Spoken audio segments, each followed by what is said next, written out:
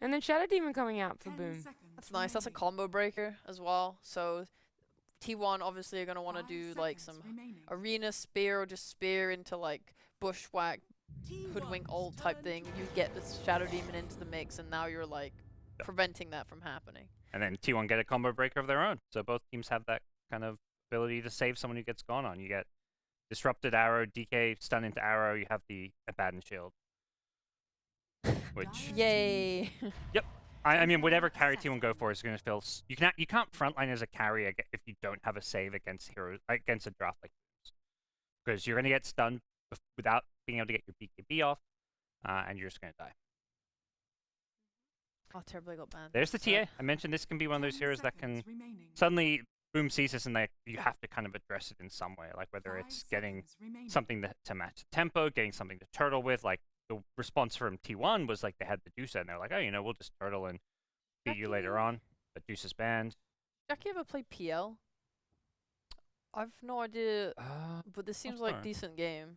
Maybe I'm wrong. I'm not super familiar on his matchups, but let's say he does. They have like no AoE real clear for him right now. I think if you can get PL to like kind of late game, it seems nice. Seems rough versus Mars Hoodwink though. Like I feel like I would not. I would never want to like play a PL into that kind of a lane. Oh yeah, I guess I thought about it the opposite way. I was like, yeah, Abaddon's gonna secure TA's game, but then Shadow Demon's actually kind of like weak in lane, as his 5 support. So yeah, you probably get. There's the strong in lane option. That's nice. Yeah.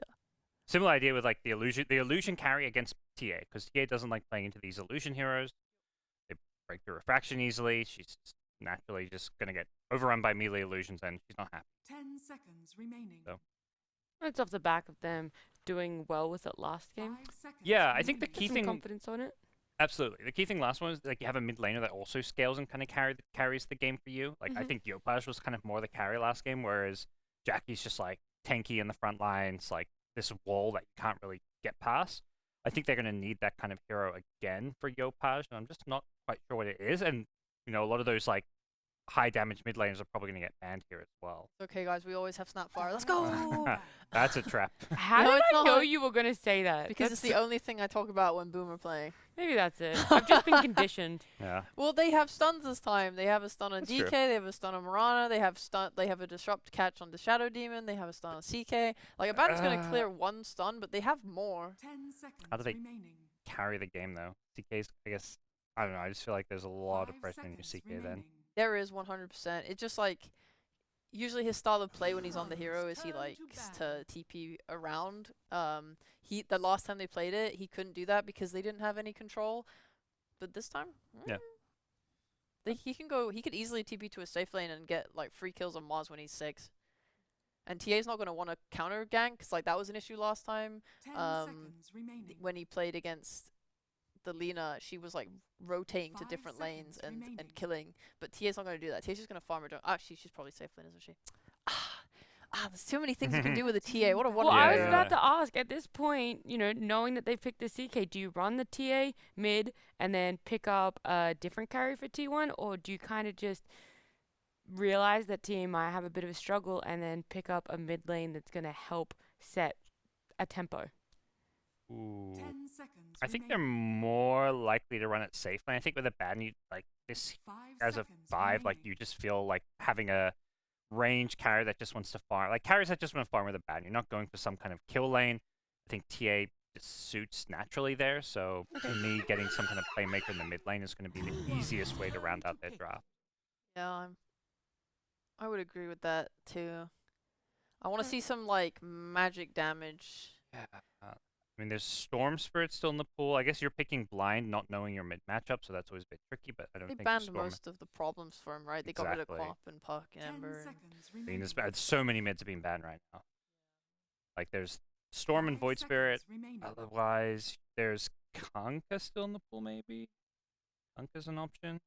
Maybe Kunkka's actually good. Like I quite like that against CK Dragonite draft. Like you're just super tanky. Like your Abaddon doesn't have to rush to shield you if you get gone on, just because you can survive through a lot.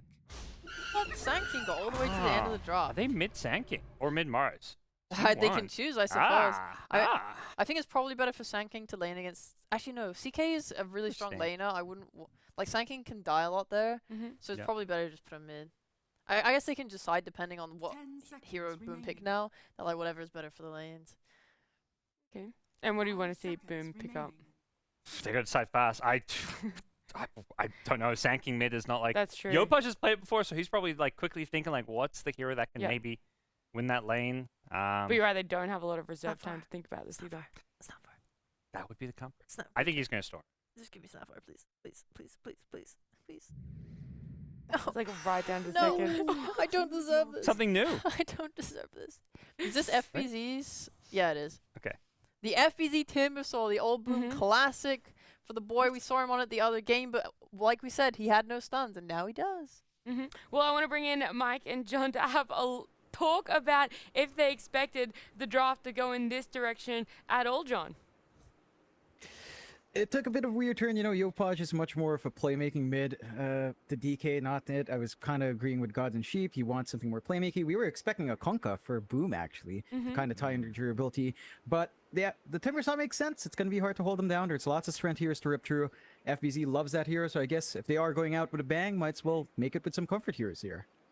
And I have a rule that you never bet against Tim's Mirana. I think, Parker, you said it was the best Mirana in SEA. True. I say best in the world.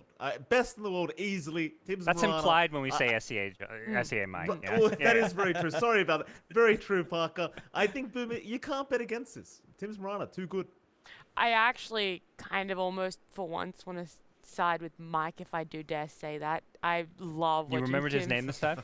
Yeah, you did just call him John. Bit cringe. Did I? Yeah. No, I didn't. Yeah, you said Yeah. John, Mike.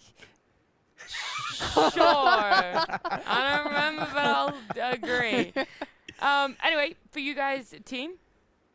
Mike, once again, he was spot on last game and was spot on again this time. Thank you, Mike. I will side with you forever and always, my friend. I like both drafts a lot. I'm gonna go with T1 though. I don't know. My heart's telling me T1.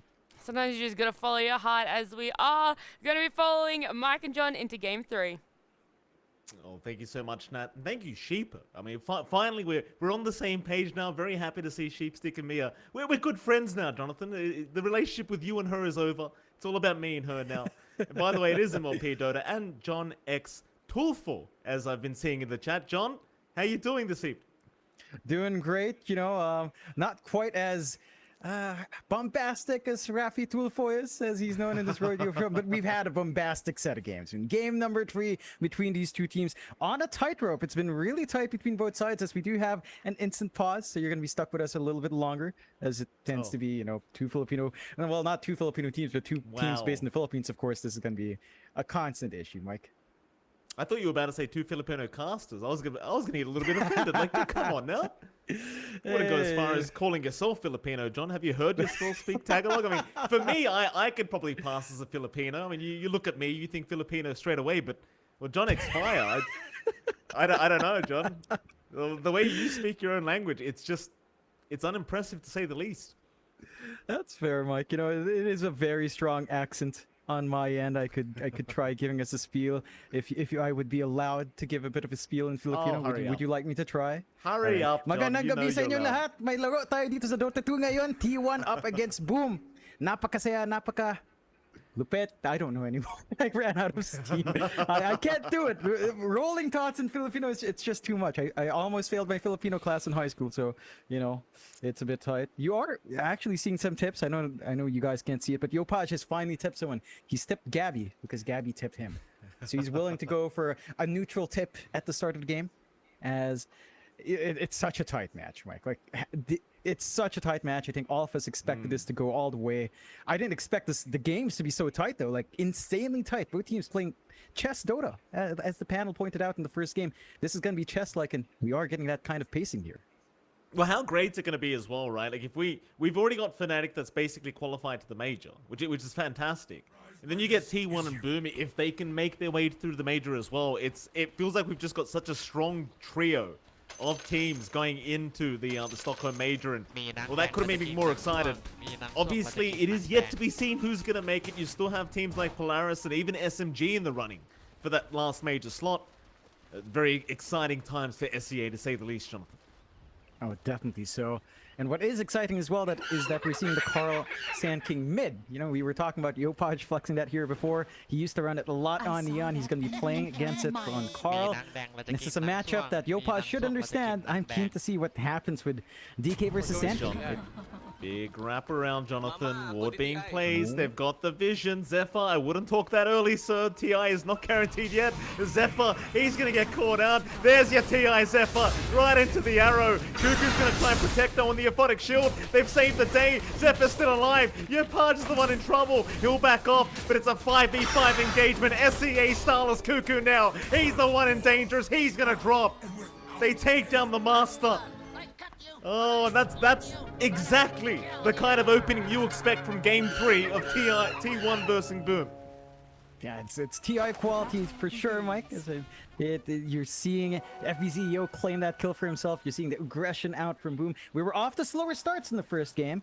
It took us like 10, 11 minutes for first blood. Now we get it off the minute mark. It looks like Boom is wanting to be aggressive. They've got the Tim Smarana. That's something to watch out for, of course. Just we take a look at our lanes down mid. Yopaj is on that DK. And he is going to be up against Carl Sand King again. This is a matchup Yopaj understands. He played a lot of mid Sand King in the past year for Neon. So we'll see if he still remembers what must be done up against it. He was forced to go Breed Fire level 1. So he doesn't have anything like the Dragon Tail to secure range creep. That should simplify at least the first 2 waves here for Carl until Yopaj hits level 2. Or at least until he gets a value point in Dragon Tail. It does feel like Carl has an easier time managing this. Yeah. We'll see what Carl can get done here on the mid Sand King. Because we should have a look at the other lanes as well. Top lane, you're going to have Cuckoo there against Jackie once again. And of course, Zephyr and Skem are going to be around to try and support those two. Jackie, he had a great time on the CK last game around. Against the Mars Hoodwink once again, John. How do you feel he goes during this laning stage? I think it goes pretty great. You have a lot of aggression that can come out with a Shadow Demon as well. You can have a lot of setup, have a lot of damage come through once the Shadow poisons up, and you're really durable on that CK. You're not going to get harassed out by the Hoodwink or the Mars and the God's Rebuke and the Sphere all too much. So it's a lot more aggressive for Boom. It's not like T1 can, you know, not find any aggression as well, but it does feel like it's harder for them to find that angle considering the save of Skem in this lane. Yeah, certainly so. And of course, we have that final lane as well. Down at bot lane, Tim's and FBZ against Whitemon and Gabby. So far, very annoying for Gabby. And again, I think we're both very happy to see Tim's on this signature Mirana. The sniper is in game number 3. Gabby already disconnecting from the game. He's not happy about this. Connection issues still abound. You do have to appreciate the fact, though, that Boom has been forced to remove that stun combination. So you're not going to have the Dragon Tail stun, arrow offlane combo. You do have a Timbersaw, which doesn't really give you much setup. It can hold its lane against TA quite nicely, counteract the Side Blades, counteract the Meld, but all the more armor you can get with reactive. Level 4 is the point where that feels good. If you will go for something like a 1-1-2 build, a level 3, you can get aggressive with Chain Up. Jumping something like the Abaddon, or even jumping the TA with the Abaddon around is a tough thing to do, though. Committing onto that burst, there is a save here for the side of T1 as well, so that should keep the aggression of Boom in check on that bot lane. Ooh. What are we looking at there, Jonathan? Well, what's happening in the mid lane? Goodness me, your Barrow Strike in the air right now. Yeah, I mean, obviously a Barrow Strike, Jonathan. I'm trying to make some kind of a bid here, but you've completely screwed it up. Beautiful image there from our observer. Thank you for that. You're in a very awkward situation right now, John. Very awkward indeed. Yeah, stuck in the air. Really nice pose. Very nice keyframe from the animator. And of course, a nice view from our observer today, Yasin. Great stuff. As we do have an extended pause, as we are looking at a PC reset. So a little bit more time here. Typical for C-Mike. It's getting late in the night. Sometimes our PCs just don't want to work all too well. You would know. Yeah. But there's no need to throw me under the bus like that, John. I'm in dire circumstances right now, all right? I can barely see what's going on in the game. That's okay. You know, I can handle that, John. We do have another pause as well, by the way, ladies and gentlemen. We'll have to wait for Gabby to restart his PC. Jonathan, that leaves us with the only topic we talk about during our Merienda pauses, which is Merienda time. Did you have Merienda today, Jonathan? I did. You know, it's pretty late for Merienda, but I did have a little something to have. You know, my parents went out. It's Holy Week. It's Holy Thursday or whatever. And they went out. Visita Iglesia is something we do here. You visit 7 churches or something. So my family went out with friends. They ate dinner somewhere. Originally, they were going to this like cafe with Italian food, something with like carbonara, and they didn't. They ended up in some place called Yellow Cab, a chain restaurant. Still good. I had some chicken Alfredo.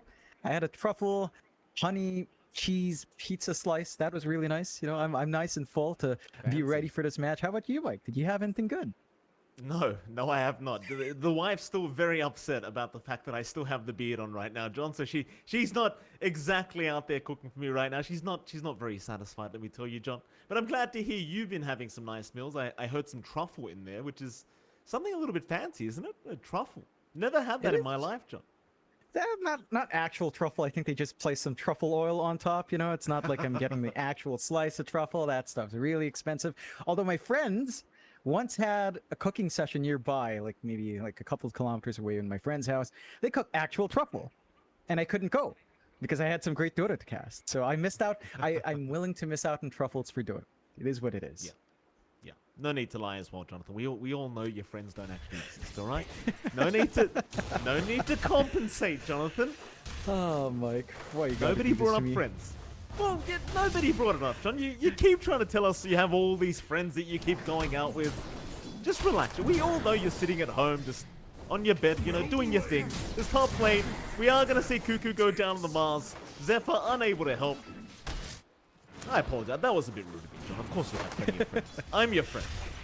You're my friend. Yo, Podge is my friend. We still got to have that dinner together, and it's a great start for Boom already. 0-2. We're seeing the aggression line up, a much faster game in the laning phase for them. This is the aggression that has been sort of lacking the past two games. It's much more measured, much more safe playing from both sides, but now we're seeing Boom look for the angles. I think it's just down to the lineup. They've got really aggressive supports this time that's been set up, and they can make plays happen off the back of it.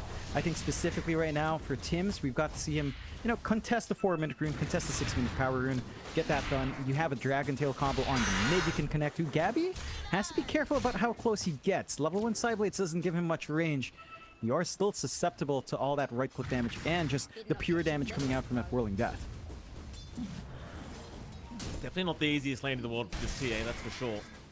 Especially once you hit that level 6 mark on FBZ, suddenly with the Chakram up, it becomes that much scarier. Especially with the TA who's just going to have those refraction charges burnt out so darn quick. How's our mid lane going? And Carl, not doing the most amazing right now, only 13-5 compared to the 19-8 of Yopaj. The Sand King, it still can be run in the mid lane, but can be a little bit awkward to try and make work once you hit that mid to late game. Still very strong, but not quite as scalable as other mid lanes that you used to see. And Yopaj manages to, just divert for the double bracer. He feels a lot tankier in this mid. He has a nice sentry to spot every single time Carl goes for Sandstorm. So you can get some decent harassment in, cut off the CS, get some denies. The counter sentry is there to stabilize that, but you can't really kill Yopaj with double bracers up. He will have to be cautious about some of the caustic. It's a tanky DK. Value point in Dragon Blood could go all the way at level 2 by 5 and just kind of keep riding that lane. Still 0-2 the way of Boom Esports. T1 yet to really try for any kind of kills. Mid lane, Carl, they did not land the arrow. Yeah, a bit surprising, a bit early of an arrow from Tims. The distance was awkward, and I guess they haven't run Shadow Demon Mirana in a while. So one of the rare moments Tims misses out, and that does allow Carl to survive. He doesn't manage to cancel off the salve on Yopaj, and oh, there you go. Yeah, never mind. First one was just a calibration arrow, John. Second one always hits. Yeah, that's what you want to see. Yopaj dominating mid, steady times with the DK mid, and because of how stable the side lanes are, of course, you do have that movement out. You have an off-lane Timbersaw. He doesn't really need the support of the Mirana to do much. He's still keeping Gabby down quite a fair bit. Gabby is finding some decent amount of farm, at least a lot better than Jackie is right now, but not as much as you'd want to get that running start on the TA. Top lane, who have they got? Cuckoo was stunned up there for a moment, but it does seem like he's going to be able to back off. T1 going to be very careful not to allow Boom Esports to just start snowballing after this laning stage, which is kind of where they're off to right now, considering how well of a start FBZ and Yopaj have had. The only lane that's really struggled right now is the top lane, but never mind that, because they are onto Carl once again. Tims is holding onto the arrow, not throwing it out. Eventually, we'll have to back off as they won't have the detection. So Carl, to survive another day, Yopaj barely able to back off with his own life intact. It's forcing movements out from Whitemon to help mid. There's the setup. Yeah, arrow's gonna land, but you've got the Aphonic Shield. Whitemon, he might have to just park himself in this mid lane at this point. Towards the north, Scam playing around with Zephyr, but Yopaj is going to be around to try and protect as they are fighting over that 6-minute power rune. But it is going to be a double damage down bot, and it does seem like Tims will just be forced to take it on the Mirana instead. I don't think you mind. You're not the bottle carrier in that DK, so you don't really need the top up. And Tims can use that really well in the lane. He's starting to work his way bot. FBZ now at level 5. No Chakrams up, but maybe after this creep wave, he's going to have that Chakram up to help control. Tims was about to throw out that arrow, but thinks better of it as Gabby now just going to try and chase him down. He's got to be very wary. Once that refraction wears out, Tims could turn. Looks like he will just back off, at least for now. Is Whitemon even going to show up on the Abaddon just in case they continue to just scan out to see if the TA is still farming? Gabby. Now, Tims maybe just around to soak XP instead. He won't bother throwing an arrow. Just making sure the TA does not have the free escape, and well, that is the complete opposite of what Gabby's having right now, John. 26-2. Very reminiscent of the game 1 where Yopaj had to do the same thing and just hit the jungle early. Yep, no choice. Can't really contest the lane. Good smoke out here from T1 though. Elsewhere, they do manage to get Carl and Whitemon moving. They spot some stacks. They could go to clear it out. Zephyr. Not really going to find that opportunity. And then bot lane, Zephyr's going to drop. Tims landed another arrow there, and FBZ was able to help clean up. And again, this Mirana, John, it's very rare this man misses his arrows. He gets kind of on that momentum. It's very hard to slow him down. He moves into the mid lane now, maybe looking for an arrow onto Carl, but Whitemon is going to be around. The arrow does not connect anyway. Yeah, the stalling here from Boom, the forcing of aggression, opening up the map is giving so much room out to Jackie and to FBZ. He has a 3-lane bot. He's going to be able to take this tier 1 eventually with a creep wave. And that just opens up even more of the map to invade. They already have a nice forward ward to watch that bottom part of the jungle. And it's just making it tough for Gabby to find anything. He does have power treads up. He's at level 6, so FBZ can't quite just rip through him. But it's still a rough go. It's never good to see a CK have much more CS than a TA in any situation. Tims still chasing down Whitemon. Not going to connect the arrow this time onto the Abaddon. Would have been fine anyway. They didn't have the follow-up damage here for the Abaddon this time around. Yopaj, though, he's happy to just start pushing in that mid-tier 1 tower. In the meantime, Gabby's been chased down by FBZ. You've got Tims rotating over to try and help out, and Gabby, he's trying to go for the fight, but this could work in the favor of Bunas. That is a great quelling out. FBZ not going to allow the brambles, or rather the bushwhack, to be able to land there from Zephyr. Gabby, though, he will be able to walk out scot-free. Just really durable with a refraction up. No real easy ways to burn on Boom yet, unless Yopaj shows up with a dragon form. Even then, Yopaj is just parked mid. As you mentioned, he just wants to push. So the aggression doesn't line up, but that's also time where Gabby's not farming, and at the end of the day, that's all you really want. Stop that build-up, stop the safe farming of the TA, slow down that timing into the Dragonlance and Desolator in the blink, and just keep dominating a lane with FBZ. Like, Boom right now are just parking 2 heroes in 2 lanes, having the supports make all the work happen from their end. You look at Gabby, he's just being stalked right now. Tims is not going to leave him alone. And that's exactly what Zephyr was doing in game 1 of this best of 3, and that's exactly what you want to see as a pos 4. Just chase down this position 1 that wants to hide in the jungle. They're even going to rotate Cuckoo down bot lane now to try and deal with FBZ, but he's fine. He's just going to walk out with the chains. And Cuckoo, he cannot get within range. They're so reliant on the bushwhack landing to be able to set up.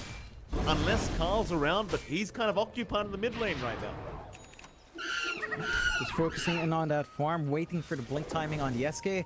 At that point, you could expect the Sand King to join in, but they've given a lot of space out. But they're chasing a Timbersaw, they give space to Jackie, look at him just feeling really comfy up top, uncontested. Armlet's going to be coming out. In stark contrast to game 2, Jackie had a rougher time. He wasn't ahead in that word.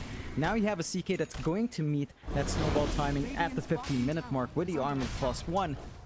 And I don't see a smooth way for T1 to deal with that unless they get that initiation with a combination of Sand King and Hoodwink. Radiant structures are fortified. Very, very tough time already for Radiant's T1. bottom tower 5k is under behind at attack. the 10.5-minute mark.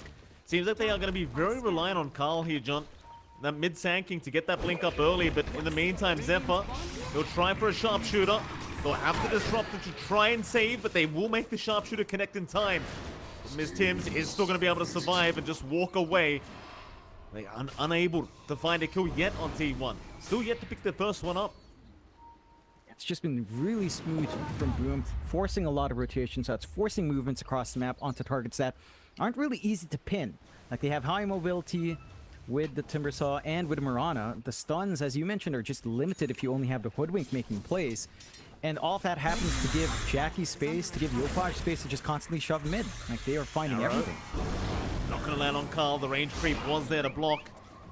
Carl still putting the hand up, still confident, but still yet to find a kill. And again, they are still 5k behind here, John. It's not a great spot for T1 whatsoever. They definitely need to build up and have some farm injected onto some of their course. Gabby clearing out the Ancients early. This should be the injection they need, at least right into the Dragonlance, into that Deso, and start to feel comfier for that TA. But you have to worry about the CK in comparison. And a bit of a smoke out here from Boom, looking to spot that.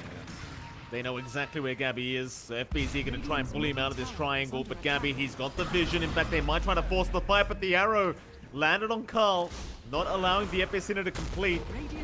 He still pops him in the end and tries to move in on Yopaj with Cuckoo there with the Arena Spear. Yopaj, he's still fine. Disruption's going to come out from Scam. Sharpshooter, it's going to be taken by FBZ, but he still ends up dropping. FBZ now, very, very low, needs a way out, but he's going to go down to boot.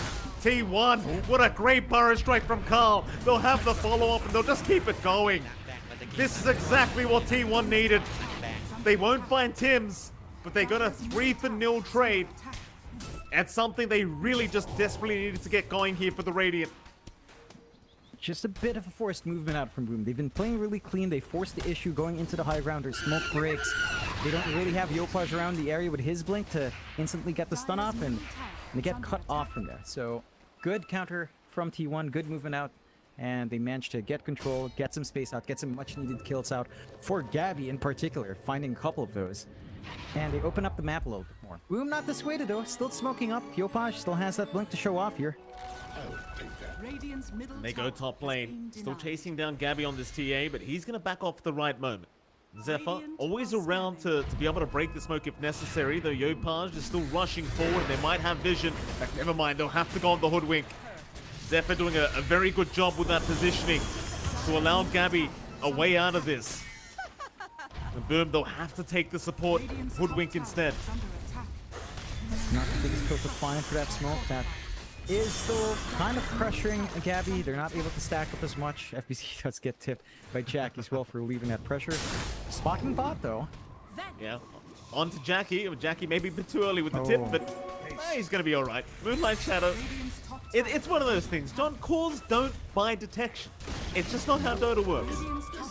Not at this point in the game, at least. You know, it's still early on, 14 minutes in, so probably not carrying your own dusts yet. You want to prioritize your farm. That is a missed opportunity. Gabby? Gonna run into his triangle, but he's gonna find a very angry FBZ, or rather, FBZ is gonna find a very angry Carl and Gabby to move in. They've got plenty of damage on the... Oh, never mind. The chains interaction still works like that, apparently. Yep, you can still do that. Okay. I thought Bushwhack would cancel chains, but apparently not. That's it. Still flies out, still interrupts it, and FBZ gets to live another day.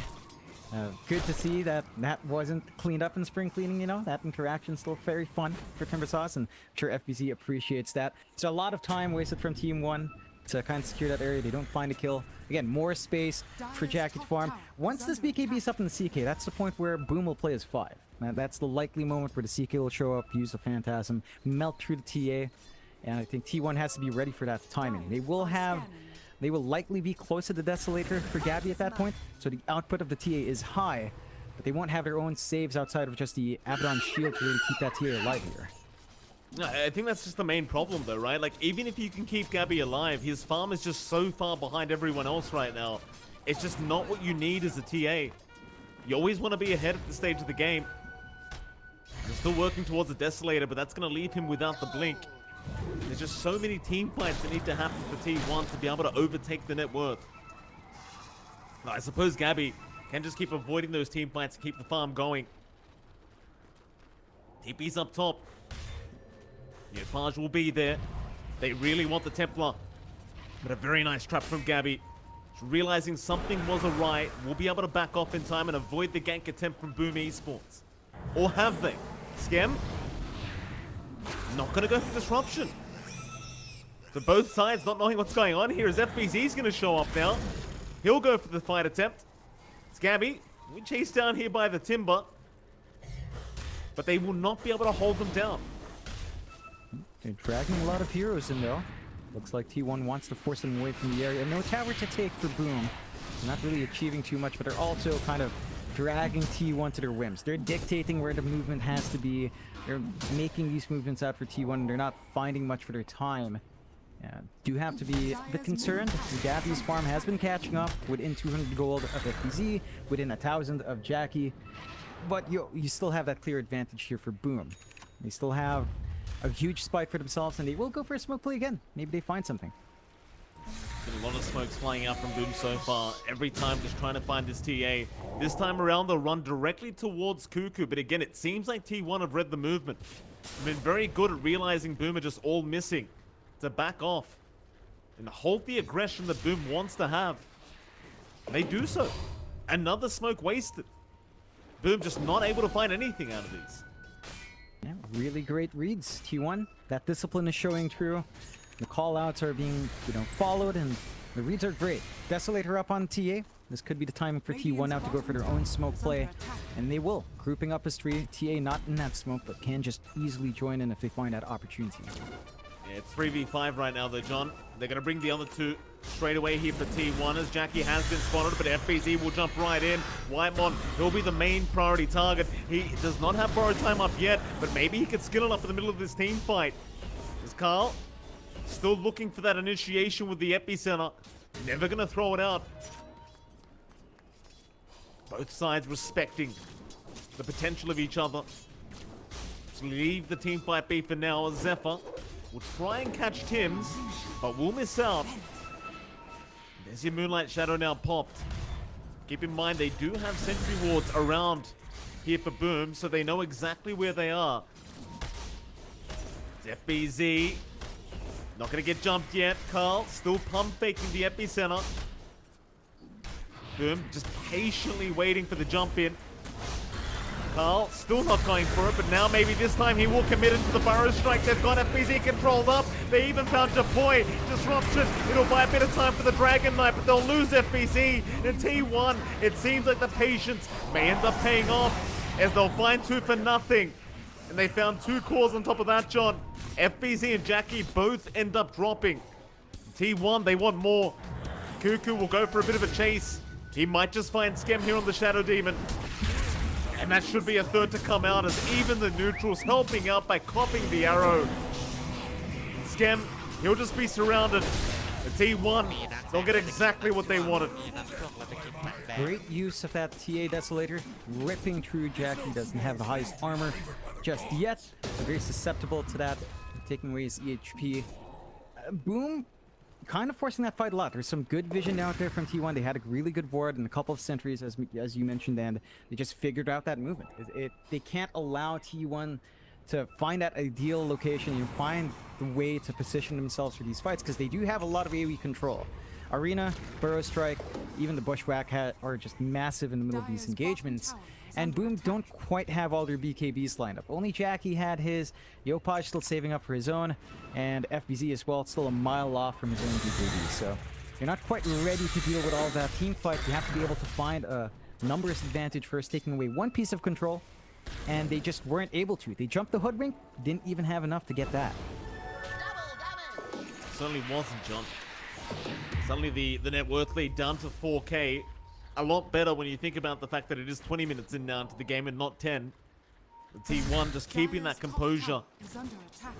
Able to keep this game 1 going, and Gabby now top of the net worth board has suddenly caught up.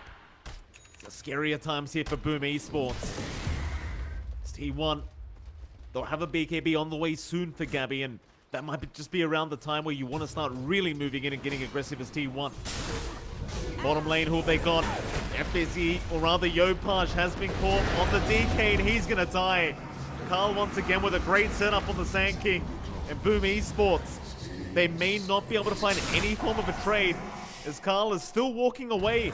They are on the chase, but it seems like the Sand King might just be fine. Yeah, really good hit and run from T1. Again, they can play the tree line really well with a Hoodwink. You just need to patiently wait for someone to push out a wave, and they can instantly knock.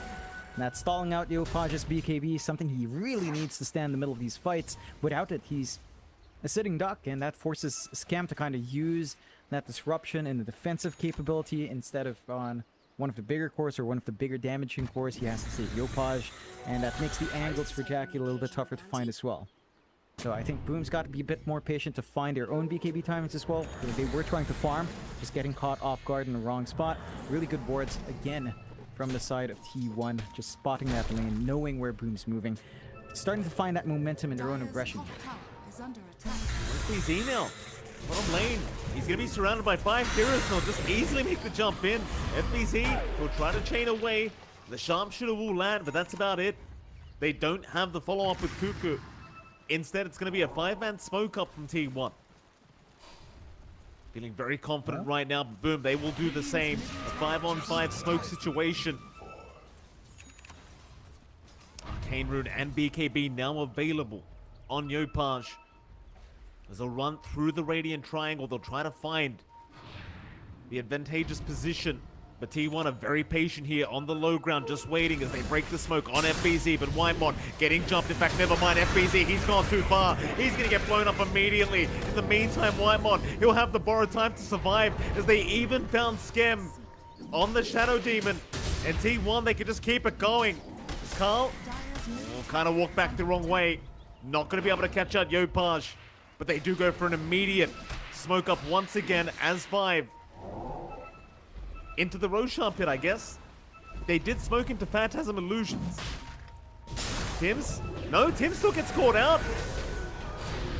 He'll drop the Marana, it seems, as he tries to leap away, but it's not going to be enough. Yeah, and that's the opening for Roche. Doesn't take too long with Gabby having that Deso up. Lots of openings now for T1 to take that objective, and for Boom, they're in a rough position. They're going to lose that lead. Gabby is starting to get pretty massive. The BKB makes it hard for the side of Boom to hold him down, and this kind of boils back to maybe a lack of team fight. They're really good at single part control, though. They're going to try and still hear Yopaj. He's already in, but he's a bit too early to the party. BKB's popped. Who clicks faster? Carl, he's got the epicenter. Jackie, he's the fastest clicker on the map right now. He's got the Aegis, but Carl setting up for a secure team fight. They already kill off Yopaj. And they even found the Timber Saw. Looks like Zephyr's feeling like the real sniper today, John. Oh yeah, he's landing his shots, blowing up the side of Boom, and Boom for their part again.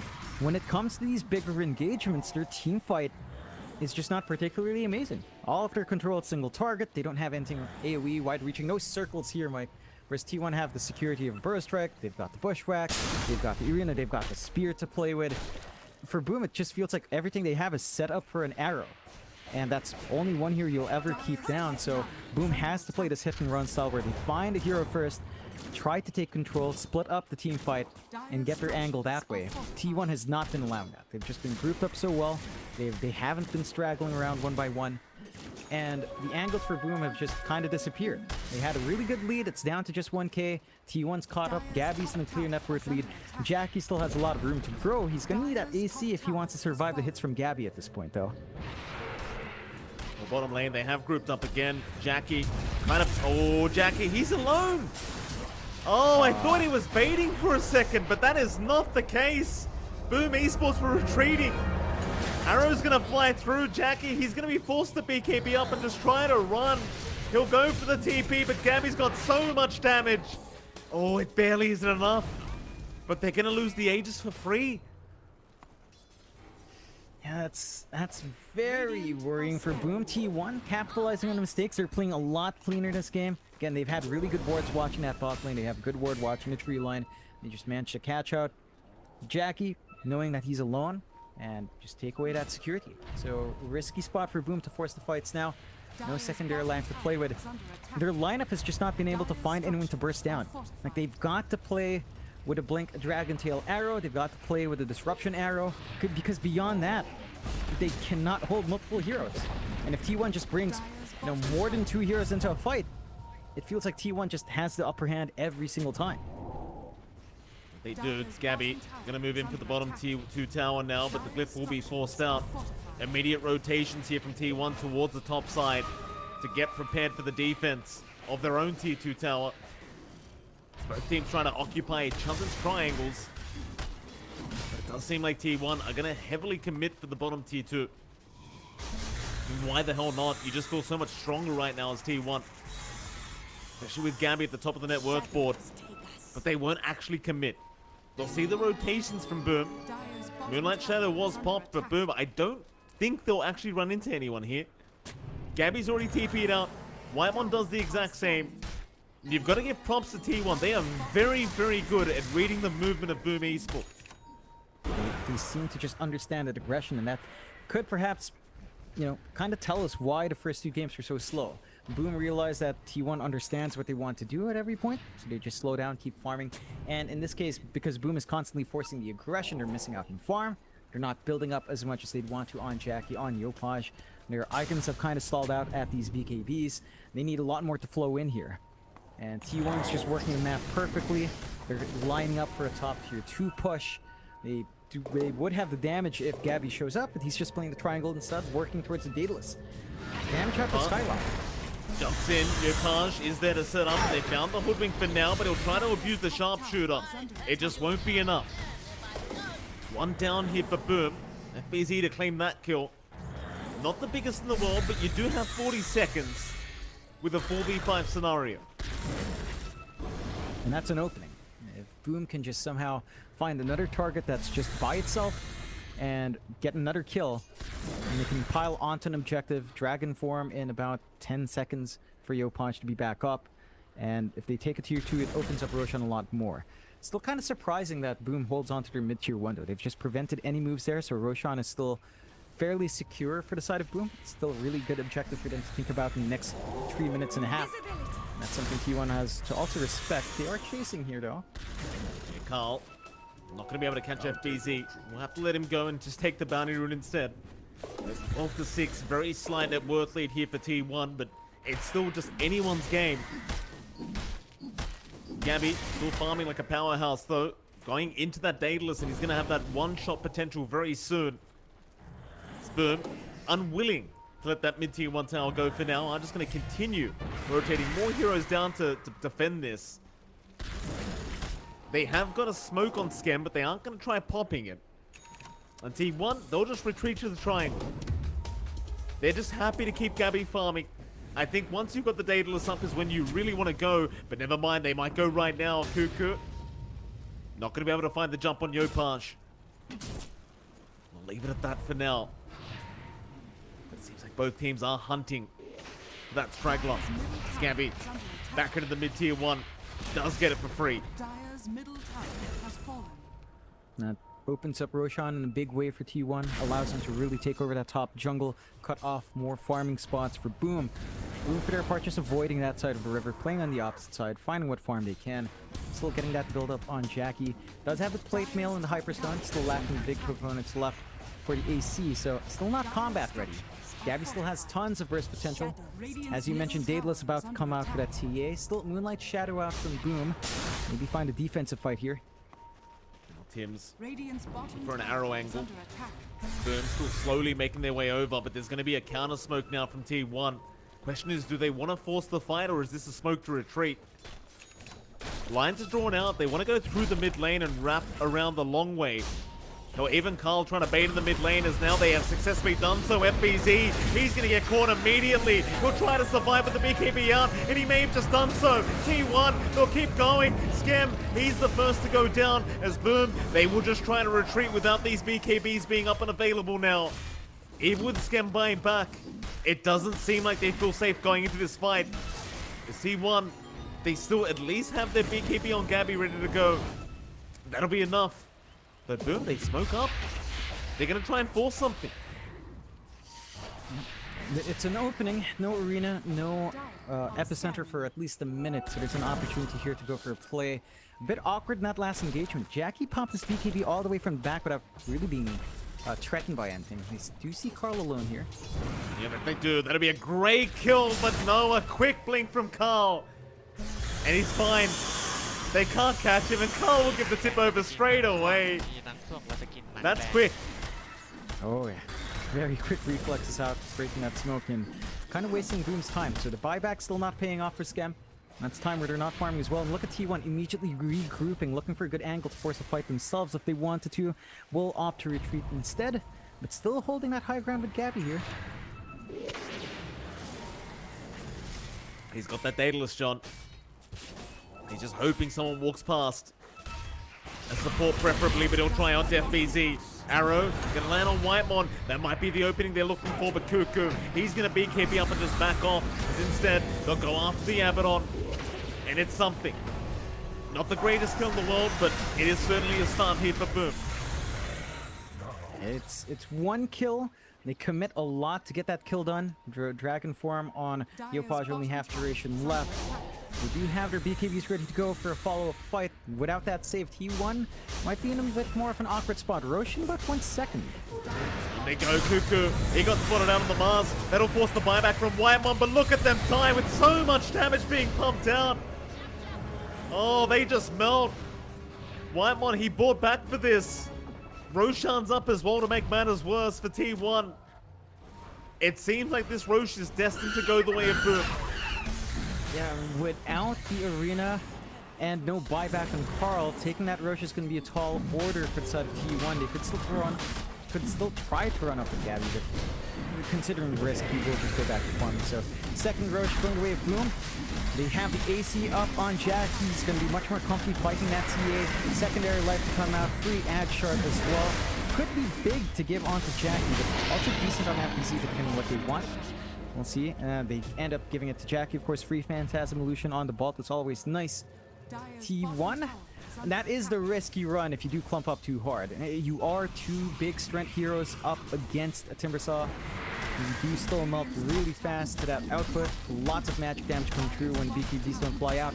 And without Whitemon's spot shield to at least keep one of them alive, counterplay was completely gone. So Boom find that big opportunity. Keep themselves in the game. 13-9, 2k lead here, Mike. Lots of time in that fresh Aegis. And Jackie is starting to hit like a truck. Like with the AC up, the CK is starting to hit its big spikes. Level 20 talent, Reality Rift through spell immunity means that Gabby's BKBs might not be enough to save him in these fights now. Yeah. He will try for an Eye of Skadi though, and that'll allow him to tank up a little bit on this TA. It just feels like you cop one stun and you can just be burnt so quickly here from Boom. I wonder if Jackie now wants to go for that Heart of Taras that we saw last game around. Moonlight Shadow, Carl, this would be a massive kill if they can find it and they'll make the jump in, but they've got no stun out. Arena's going to be down. Cuckoo, he'll be there to save the day as Carl will turn around now with an FB center onto Jackie, but he'll man up and fight on the Chaos Knight. He's fine, at least for now, but he might just lose the Aegis. In fact, never mind, the armor toggles are enough. He'll survive another day. Though I can't say the same for Skem, but they'll be happy with that team fight. A 1-for-1 in the favor of Boom Esports. And they might just be able to keep going. That's massive. Like, they kill off Carl once more, they pull out the epicenter, they force out the arena. They know these teamfight spells are down. Their BKBs are down for a little bit longer, but with that security on Jackie, this should open up at least a tier 2 tower for them to take. It is a heart rush here for Jackie, so just going for more EHP. With the armor value he has, strength makes the most sense. This will force out the TPs. Jackie's still up front here. He has the Aegis up though, John. 2 lives still available, and I think Boom Esports are more than happy to force another fight if they wish. Arrow. Oh, it's gonna land on Gabby. They've got Gabby stunned up. Do they have enough follow-up for him though? They're gonna go after the backside instead. They want Cuckoo down. Gabby, he's falling and he's gone. Oh, Cuckoo is still trying, but Jackie's just rushing right forward. There's no getting up for T1. Oh, and a rogue arrow from Tim's landing on the +1 of T1. That is not what you wanted to see if you're a T1 fan. Definitely not. Great angles from Boom. Tim setting up the biggest error you could ask for onto Gabby. Couldn't get the BKB off. And I believe it was still on cooldown for a bit longer. Carl has to be a bit cautious trying to defend here. Rax will fall. Age is still on hand for Jackie. Only one tier 2 down though. So only one set of racks. T1 not going to be losing too much out of this, but this gives Boom a very big advantage. With so much more time left in that Aegis as well. It's such a great series thus far. John and Boom Esports one step closer now to taking this series 2-1. T1 though not out of it yet, but they are certainly within a bit of a struggle. See what they can get done. They may lose 2 racks here to Boom though. Make matters worse, John, Yopaj, he's got the Aghanim Scepter coming out very soon. So you gotta worry about that Black Dragon. Very, very powerful. Not that Yopaj needs it, he does have Spider Legs right now, but I guess why the hell not? Carl, he's gonna try with an Epicenter, but it's just... not sure what the idea was there. Just not enough damage. Does zone them out, but there weren't any further objectives. Again, there's still a tier 2 top. So Boom just gets to go back, reset, knowing that Epicenter is down for like a minute 20. Big opening for Boom again. T1 won't smoke. They want to go outside. They know the BKB is down on FBZ, but Jackie and Yopaj still have their fresh BKBs. Could have a good spot if they break it from the high ground here. This is desperate, John. T1, this is a desperate attempt right now. No buybacks available on their end of things, apart from Carl, but that doesn't seem good enough right now. Boom, they're gonna sit back. Arrow is actually gonna land on Zephyr, and that'll give the information that Boom needed. They know that they're in the triangle somewhere. Still Gabby now able to farm up his own buyback, which just feels so important in this game number 3. They see Jackie mid lane, but this is all bait from Boom Esports.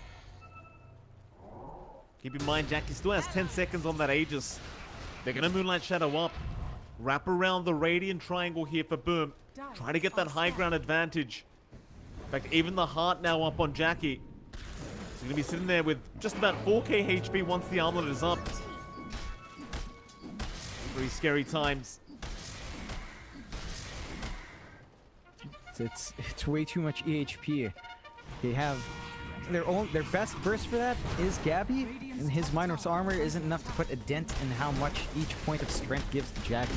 They are TPing in to try to hold back to cancel it onto the tier 2. So now the last set of racks are exposed here, Mike. Boom in a very good position. Roche in 2.5 minutes. They don't have that security onto Jackie anymore. And T1 still has really mean high ground hold. Arena, Epicenter are still big threats. Gabby can still right-click like a madman if he isn't counteracted by Yopaj with his disarm. So T1 still has a lot to play for. Boom. Wonder how far they'll risk it or whether or not they'll just wait out something like the next Roche. That is the safer play here. That's what they want to try, John. You've got a 4.5k carry on the side of Boom right now in terms of HP. I mean, he's a bit of a problem here on the CK. But it does seem like you might be right. They might just wait for the next Roshan. No, never mind, John. They're going to go for a 5-man smoker. They'll have a look through the Radiant jungle, see if they can find somebody on the side of T1. Or maybe they ramp into Carl on the Sand King. No, they try to avoid. Whitemon's going to break the smoke, though. Yopaj thinking about jumping in. Arrow's not going to land on anyone, though. Rogue arrow once again, but this time is avoided by Gabby as Yopaj doesn't even bother throwing the stun out onto Whitemon. Just not the target they want to start with. So instead, they'll pop the Moonlight Shadow back up toward the top lane, where they see Carl, but he does back off at the right moment. So Boom Esports not seeing the gap they need. Yeah, it's really down to the traps giving vision as well. With the shard up on Gabby, he sees some spell use while the Moonlight's up, sees that break in invis. They know what they want to do. Are collapsing onto FBZ though. Good position for T1, but Boom do hold the high ground. They're not going to be able to force that fight. Instead, just taking over a jungle, though they spot Tim's. They are spotting Tim's indeed, but he'll just leap away. Gabby's still trying, but just unable to catch him. Push. They're too far. They are very, very far right now. Yopaj, he's just going to move into the tier 3 mid tower. In the meantime, FBZ is still fighting. They do get scammed, but they're losing their objectives. T1, they need to go back and defend right now, but they are still trying to fight this one out, but they're finally onto Yopaj, who's going to BKB TP away. It's one of those things, like, you leave that Black Dragon alone, and it's just going to take your tier 3 tower. Yep, they respond in time. Tier 3 still stands. Jackie did not join in for that push. So, a lot less damage done than you'd expect. But they are stalling out here. Boom, in a good position now to contest Roche. T1 also managed to get control back in the triangle. Gonna be the next focal point. 2.5 minutes until that respawn. So a lot of time for both sides to think and wait. And you always have that TA advantage with the traps up though. Gonna be able to always spot when that Roche respawns, and that should give them a heads up. Tim's scary spot. Aeon just popped. Not too big of a deal for him. Just a bit of a higher cooldown now. In fact, he's already at the max cooldown for the old Aeon disc.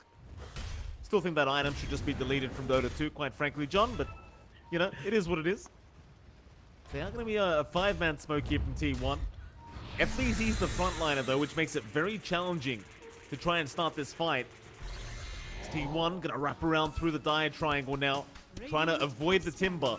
But there's another smoke from Boom, going the exact opposite way. Just ring around the rosy here between these two teams. Great minds think alike, apparently, John, and we're seeing it right here with these two. Yep, just on the right side of the map every single time. That's down to a minute left on Roshan. A little bit of an opening for a shove in top if they wanted to here on Boom's end. T1 gonna be forced to TP back home, so not gonna find anything for the effort. They do clear a couple of camps.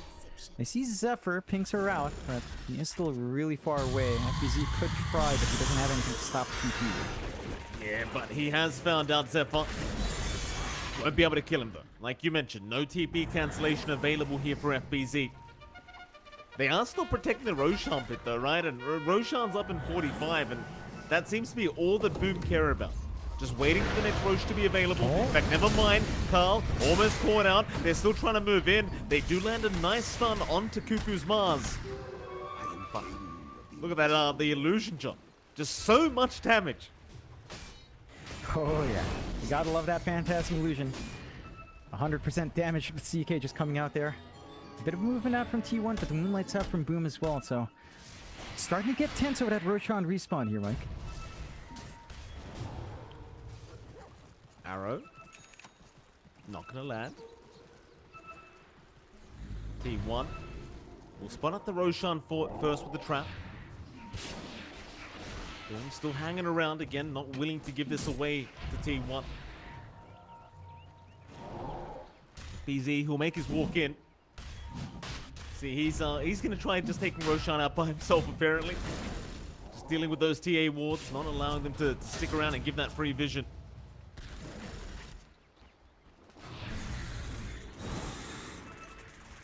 Mid lane they go, Gabby. Almost trying to bait them in here as the arrow. Not going to land. Cuckoo, though, going to make a jump in, but Tim's going to be just fine. Does have the Guardian Greaves and the Aeon Disc whenever he needs it. It's the third Roshan of the game. You've got the Ag's Blessing up, and both teams would really enjoy that as well. Mid lane, perhaps FBZ gets jumped. Well, they still just don't seem confident going on the timber. He'll be okay. Gabby. Arcane Root picked up. Jackie not going to be able to land the stun. And Roshan, it will remain untouched. And it's starting to be that time where we see both teams just play really cautiously, you know, they measure their movement out, look for openings from both sides, and you know, both sides aren't going to give those openings. They're going to play it really safe unless someone really slips up. We'll have to see who will push the issue first. But everyone knows Roshan's going to be that next big objective. Overwhelming blink up on Yopaj. You talked about so much HP on the CK. Like, look at Yopaj. 5.2k with 16 plus 12 armor. This guy's not going to die anytime soon in the front line here. Beautiful. You love to see it. It's Moonlight Oh, Carl. He's the target they've been looking for such a long time, and the Burrow Strike is out already, so they know they can catch him. Carl gonna try to run. There's your overwhelming blink out. He'll go for the TP attempt. He might just make it, but no, he is stuck and he is set to die.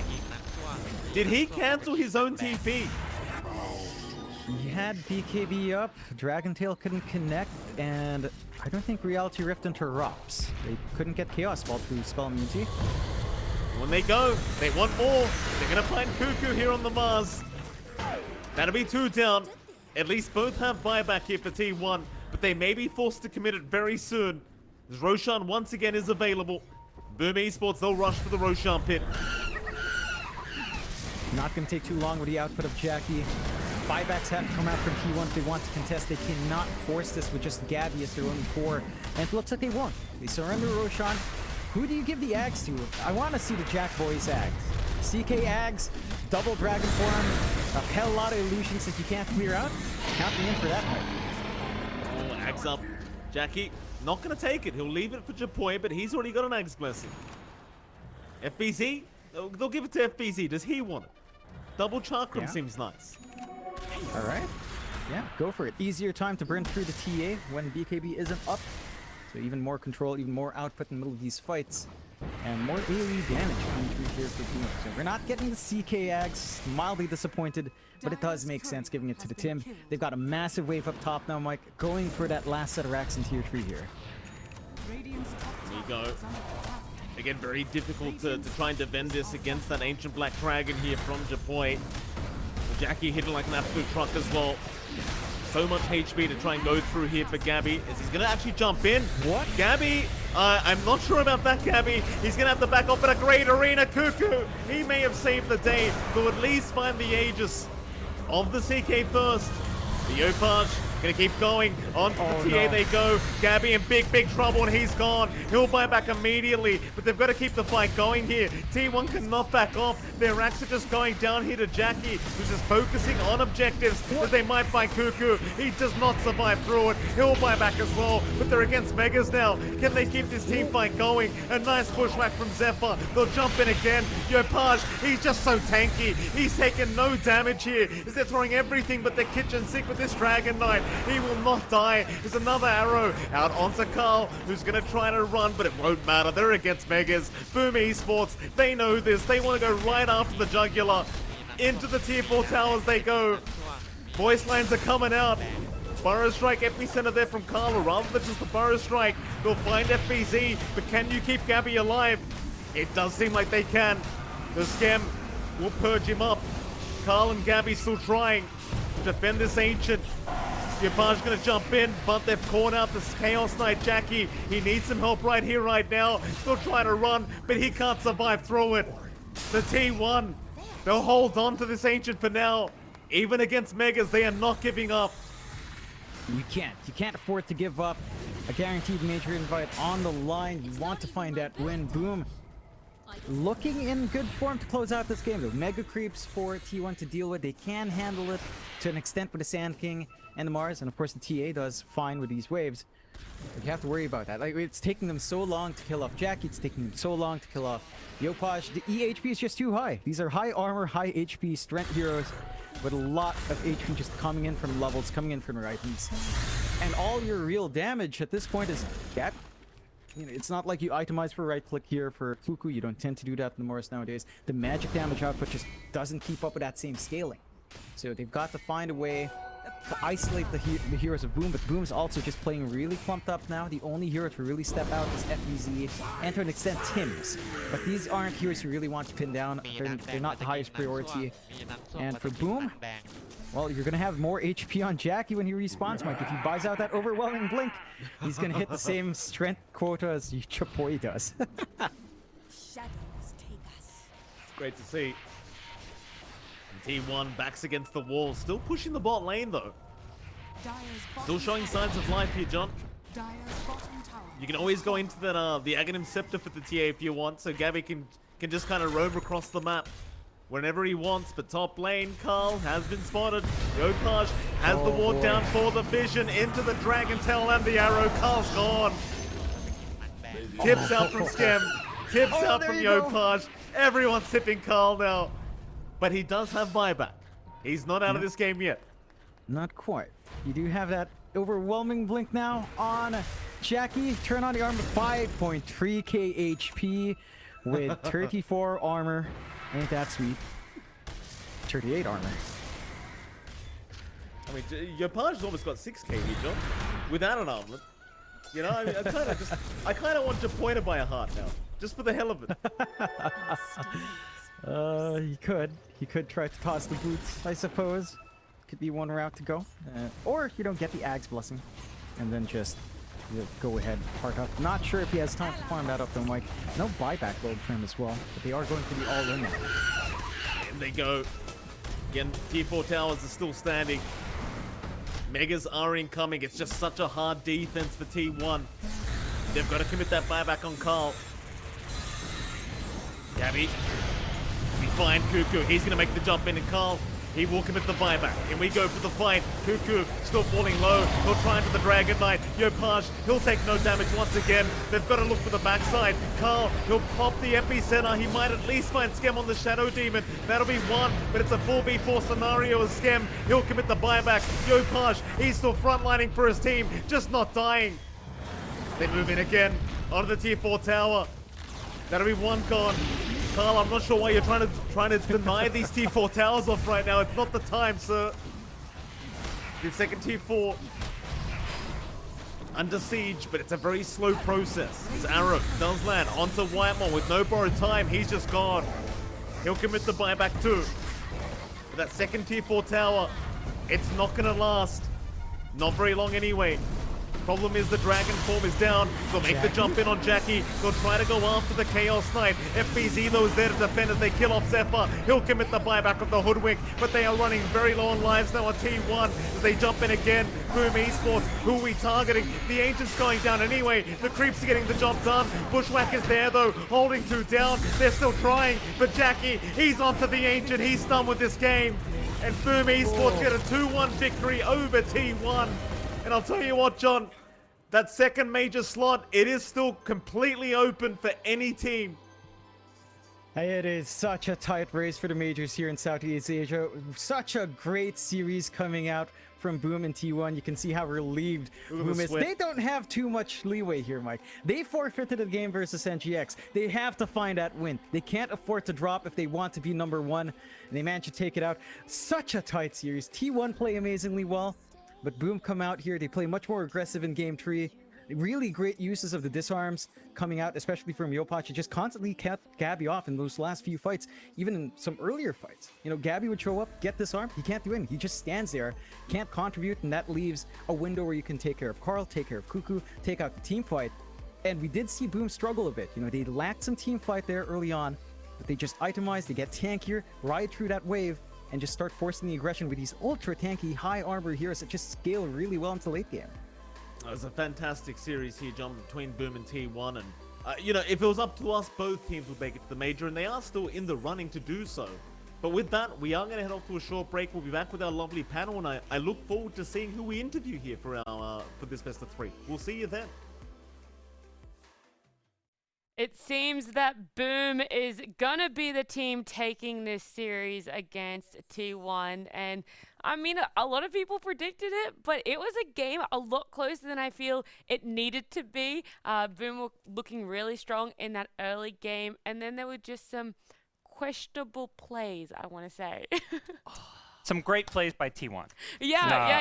It was not Boom, it was all on T1. Yeah, we'll see. Probably in the highlight reel, this bottom tier 2 tower was kind of Boom's undoing for a lot of this game, because Boom really got off to a roll. Early on, lanes were being won. All 3 lanes, you see top 3 heroes in terms of net worth here. Like, they're just controlling the tempo of this game. There was a few moments where maybe like this one where they got a little bit, you know, over aggressive, dived a bit, but this, you know, this is okay stuff. It's bottom lane where they've Sanking and Morris both hit their blink timings, and Boom are just hitting this 2-2 bottom tower where T1 is set up to defend it, to blink initiate, chain stun heroes. Boom don't even have BKBs on some of their cores. It's just a little bit questionable and really gave T1 a window back into this game. Yeah, like, it was ridiculous. It was just like constant, actually, like being bought. They're too weak to do this. They're walking underneath a tier 2 tower when they don't have BKBs. You get caught in an arena, and that's just like instant death. And then you have Aegis, which you manage to snatch. Like, oh my god, like game turning stuff. You know, when you're like in a rocky position and you're farming outside of that tower, like alone. His team wasn't even behind. I was like, oh my god, come on! And then they just all of a sudden just like brought back together and just started playing like super high level again. Well, I was going to say that, you know, Boom had that questionable section in this game, but T1 weren't able to actually fully capitalize on it. What do you think was a contribution to that? For me, T1 had this like very strong mid-game timing, like huge, scary teamfight plus initiation potential. You've got Sanking Mars, like 2 more like offlaner type heroes, these blink stunning initiators with a TA, there's going to get to a point where these heroes don't keep scaling into the late game. Like TA's damage, particularly against these tanky strength heroes with high armor, like DK, Chaos Knight. You know, you throw in some armor items, there's a halberd on the DK, they itemize really well to make it so that TA couldn't really kill anybody, and then at some point sanking Mars, these heroes, their damage doesn't scale very well later on. Like, there's no items you can get as a sanking or a Mars to become like this crazy late game like damage dealer, and that ultimately was an issue for them. Like, the Hoodwink was probably like their second best damage dealer in the late game, and that just wasn't going to cut it. So I felt like the mid game was where T1 had to like completely snowball out of control. They struggled to like secure some Roches, and ultimately I think they just couldn't really like they clawed their way back in, but they only got it to even. They were never actually playing ahead, which is where you want to be as a TA player. You mentioned a hero that I am interested in talking about, and that's the Sand King, because we saw it go mid-sheep. Yes. I want you to hype it up, fill me in on it as the massive Sand King lover here. I mean, I can't really. I'll be real with you. Like, I felt like he If had you a can't rough do one. it, then I mean, who cares? I'm sorry, it's just not possible. He had a rough one. Like, he was getting super hard camp mid by Boom. They were sitting there with every hero under the sun. It was just like constant arrows. I mean, they were killing him. You do a DK stun into an arrow. You had the disruption into an arrow. I know they missed one, which could have resulted in a kill, so it could have been even worse than it already was. It resulted in this just situation where you have like 5 heroes mid, the 2 supports trying to kill him, and the Abaddon just shielding him every time he gets stunned. And like that makes his game hard, so he's like set back a little bit. He's not able to pressure in the lane as much as he wants to. Like, this is how they ended up with like such high net worths on all their heroes on Boom. And it's like, yeah, he got his blink. He did make some moves, like Parker said. They were super strong in the mid game, and like they did like use his blink to like really punish. But yeah, like another thing is all their damage was magical. They only had TA to really like do BKB piercing damage with her physical attacks, and like Mars did not itemize to do that either. He didn't go like a Death or an AC or whatever. He had an Eon disc and stuff in the end because he was like so worried about getting like stunned up. So it was kind of like, yeah, the later the game goes, the harder it is, and especially like your own BKBs are gonna go really low, and then like you have FBZ on his Timber Sword with like the Ags from Roche, and he's just like doing so much damage. It's like impossible to play. All these strength cores, like what? Oh. They need like some percent-based damage or something, because it's there at some point. Like TA playing into double halberd, there's an AC on CK. Everyone, I'm pretty sure like between the 3 cores, they all had like 4,000 health average. Like on the Boom side, they just got unkillable. They definitely were, and because of that, they were able to take out this game. Means we also get to talk to one of the players. We are going to be joined by Skem. Skem, congratulations on the win. It wasn't all smooth sailing for you guys, though. You did end up losing game 1, and I want to know from your point of view, what do you think went wrong there? I don't know if you can hear us. I'm going to say I did a great job asking a question, though, and I feel like it was just wasted. Oh, he's speaking, but now we can't hear him. Oh, no. It's all right. We'll just fill in while the issues get somewhat sorted. I forgot my question since we started talking, I'll be real. I just wing it, you know? Yeah, now they'll give me a look halfway through the interview and be like, I'll be like, yeah, it's your turn to ask I'm the just question. like, what have I got? Well, now you guys got a little bit of time to think about it. Thinking. Yep. Do you want us to just stand in silence while you? Do you remember my question? Yeah, you were gonna ask about the Husker something in game 2. The AM. No, that was my question. That was your question.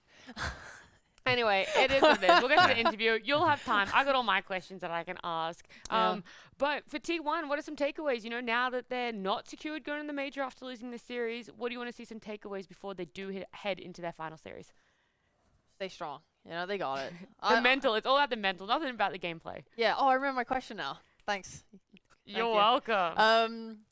Yeah, they just played really, really well in this series. You went super close with Boom. Like everyone, I mean, we've seen them just get better and better. Everyone had Boom being like at the top of the charts. I don't think this loss is like, you know, incredibly surprising or anything. But like it super shattered. Yeah, but it was like great Dota, and they're super high up there, like easily on par with them. So it was very competitive. Yeah. Like they didn't just get stomped, and I think they can feel pretty good about this series for T1. All right, that's great. I don't want to talk about T1 anymore because I want to give another go at talking to Skem in this interview. Skem, can you hear us? Yeah, There hello. we go. Awesome. Congratulations on the win here. Like I said before, when you couldn't hear us, it wasn't all smooth sailing, though. You guys ended up losing game one. But I want to know, what do you think was the reason as to why it didn't go in your favor? I think game one we just play bad. Our hero looks good. We just so passive. We didn't play our playstyle. So you're still a fan of the AM? You just think it was down to execution? Yeah, we just played bad in game one. What did you guys change up then for game 2 and 3 to be able to get the win? We just play our playstyle because in game one we are so scared. We don't really know the reason. But Mhm. yeah, Do you think that carried over to like the next two games at all? Like the fear, because it felt like this series was a little bit like low in kill count. Like you guys were both like respecting each other a lot. for us, of course we respect the enemy, but I didn't see the kill count, but we just play our game in the game two and game three. I'm not sure about the kill count. That's fair. I also wanted to ask, like you said, you thought you played badly in game one and it wasn't down to draft. What area did you kind of feel that that was in? Was it like your team fight execution or like map movement or like? I think our map movement is pretty bad, and we didn't play on our two dagger timing, the Sun King and TA. We can kill them one by one. Mhm. I wanted to ask a bit, Scam, like in a general sense, like your last couple of series of this tour are going to be up against some of the top teams. You played T1 here, you have Fnatic as well as SMG coming up. What does your team do to prepare for a match when you're playing your top rivals in SEA? Just the normal thing. We just talk as a team, like uh, if what are we doing or what are they doing, then we just prepare and scream before match. Okay. Awesome. Well, Scam, thank you so much for joining us. Congratulations again, you guys are another step closer to potentially going to the major. Thank you. Thank you, See guys. ya. Thanks, Bye Scam. bye. Normally, I would ask you guys a question about the interview, but instead I want to jump straight into standings because I feel like this is going to be a really good talking point. We said if T1 won this series, they were going to be guaranteed going to the major. They end up losing it, which means they don't have that guarantee yet. Their last series is up against Fnatic, the team sitting there right Ooh. now, undefeated on the top of the ladder. Boom. They needed 2 wins. They've gotten 1 under their belt now, which means they need to get a win up against either Fnatic or SMG. So this top bit of the ladder is looking insanely close. But not only that, if T1 lose their series against Fnatic, it gives a great pathway for Polaris to tie it up and potentially go to the majors. Their Yeah. team that they have to come up against is Neon. So if they win against Neon and T1 lose against Fnatic, it's going to be interesting for that Yes. final spot to the major. Yeah, because I think most people would have those top 3 teams in that top 3, but I think that because I think it was what T1 dropped that series to Polaris, that may come back to haunt T1 a bit if they end up in a tie because, losing to Boom and Fnatic, they think, okay, we still get 3rd place, but they have that 3rd loss. So I think if you're Polaris, your fate's not in your own hands. You have to rely on either T1 losing or Boom losing twice, which is probably unlikely. It's Boom. It is possible, and It's they're up against possible. SMG as well, who again, Yeah. if T1 lose against Fnatic and SMG win against Boom, then they Yes. have the chance to go to the major as well. There's Yeah. like a chance for a SMG, 3-way yeah. tie to take the last spot to the major. This is a lot. There's, feel- there's a lot I just- going on. I just feel like if Your T1 head's- and Polaris come back together, I think Polaris are gonna get like a shock. I think this T1 is not yeah. even close to the same T1 that they played the first time around. And Polaris seem a bit more figured out. Like, they were red hot the first couple of weeks. They looked really good even in the series they lost against Boom, but since then it feels like they haven't been the same. 100%. There is still another day of Dota in week 5. That is going to be on Saturday. We've got some 3 great series there. That Boom Fnatic one, I'm definitely turning my eyes towards. But for you guys, is there another series you're super keen for on that day? Always a Neon fan, but Boom Fnatic, that's just the hype, man. It just brings the hype. That's where Boom, a win gets them to the major. Like, that's the big one, for sure. I think for Neon Polaris, Neon's fighting to stay alive. Polaris is trying to win to force that possible tiebreaker. You know, they're crossing their fingers that T1 lose. But yeah, definitely Boom Fnatic. That's where it's at. Not at the start of the week, but every day there is a match that has the potential to decide who is going in the major. Today, that was the T1 series. Yeah. Didn't end up going in their favor. On Saturday, it's going to be that Boom series, seeing if they're going to be able to secure a spot. Oh boy. It's just a good week, and we still have a whole nother week to happen. Yep. Love having stakes on the line. Yeah. Yeah. I love today. We got 9 games. Today was a it was. very full day of Dota. It definitely was. Hopefully we can have another great, full, exciting day of Dota on Saturday. Until then, enjoy.